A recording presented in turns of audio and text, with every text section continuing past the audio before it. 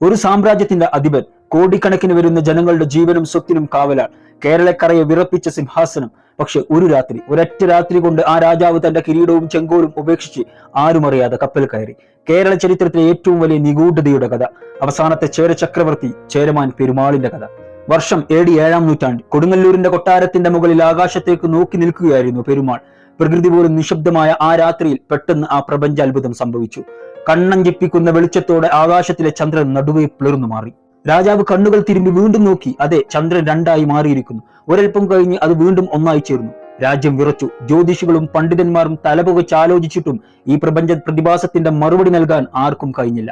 രാജാവിന്റെ മനസ്സിൽ അതൊരു കനലായി എരിഞ്ഞുകൊണ്ടേയിരുന്നു. മാസങ്ങൾക്ക് ശേഷം കൊടുങ്ങല്ലൂരിന്റെ തുറമുഖത്തേക്ക് അറബ് വ്യാപാരികളുടെ ഒരു കപ്പൽ വന്നിറങ്ങി.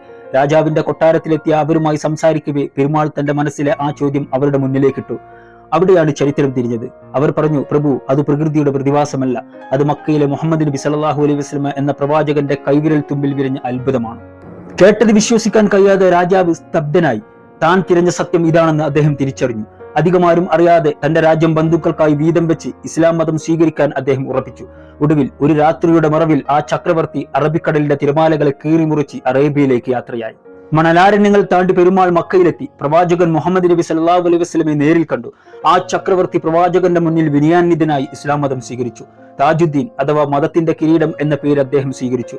വർഷങ്ങൾക്ക് ശേഷം ജന്മനാട്ടിലേക്ക് ഇസ്ലാമിന്റെ സന്ദേശവുമായി മടങ്ങാൻ അദ്ദേഹം കപ്പൽ കയറി. എന്നാൽ വിധി മറ്റൊന്നായിരുന്നു. ഒമാന്റെ തീരത്തുള്ള സലാലയിൽ എത്തിയപ്പോൾ രാജാവ് കടുത്ത രോഗബാധിതനായി. മരണം തൊട്ടുമുന്നിൽ നിൽക്കുമ്പോഴും അദ്ദേഹത്തിന്റെ ലക്ഷ്യം പതറിയില്ല.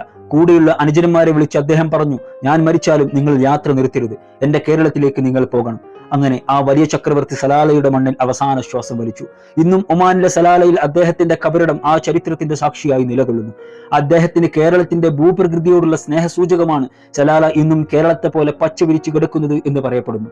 രാജാവിന്റെ വസിയത്ത് അനുസരിച്ച് കേരളത്തിലെത്തിയ മാലിക് ദീനാറും സംഘവും കൊടുങ്ങല്ലൂരിൽ നിർമ്മിച്ചതാണ് ഇന്ത്യയിലെ ആദ്യത്തെ മുസ്ലിം പള്ളിയായ ചേരമാൻ ജുമാ മസ്ജിദ്. ഒരു സാമ്രാജ്യം മുഴുവൻ ഉപേക്ഷിക്കാൻ ഒരു രാജാവിന് പ്രേരണയായ ആ ചന്ദ്രന്റെ പിളർപ്പ് ഇന്നും ചരിത്രത്തിലെ ഏറ്റവും വലിയ ആവേശകരമായ ഒരു അധ്യായമാണ്. ഇത് വിശ്വസിക്കുന്നവരും അവിശ്വസിക്കുന്നവരുമുണ്ട്. നിങ്ങളുടെ അഭിപ്രായം എന്താണെന്ന് കമന്റ് ചെയ്യുക.